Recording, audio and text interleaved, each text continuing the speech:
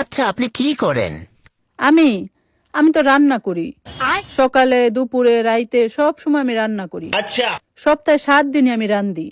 আবার কখনো যদি আমি অসুস্থ হই, তখনও অসুস্থ অবস্থায় আমি রান্না করি। ওষুধ খাওয়ার আগেও রান্না করি, আবার ওষুধ খাওয়ার পরেও রান্না করি। রানতে রানতে যদি আমার কলিজা ফুসফুস বাইর হইয়াও যায়, তবুও আমি রান্ধি। আবার ধরেন আমার যদি হার্ট অ্যাটাক হইয়া যায়, তাইলে আমি রাইন্দা থুইয়া রাইতে হসপিটালে ভর্তি হই। যদি সেখানে 2-3 দিন থাকতে হয়, তাহলে সেখান থেকে আসার পরও আমার রানতেই হয়। মানে এই রান্না থেকে আমার কখনো কোনো ছুটি নাই।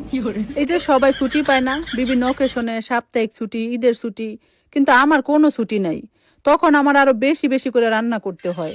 এই যেমন তখন ধরেন আমি আরো ফ্রাইড রাইস রান্না করি, চিকেন ফ্রাই রান্না করি, রোস্ট রান্না করি, কাবাব রান্না করি, বিরিয়ানি রান্না করি, পোলাও রান্না করি, টিকিয়া বানাই। মানে আরো তখন আরো কত ভ্যারাইটিস রান্না করি।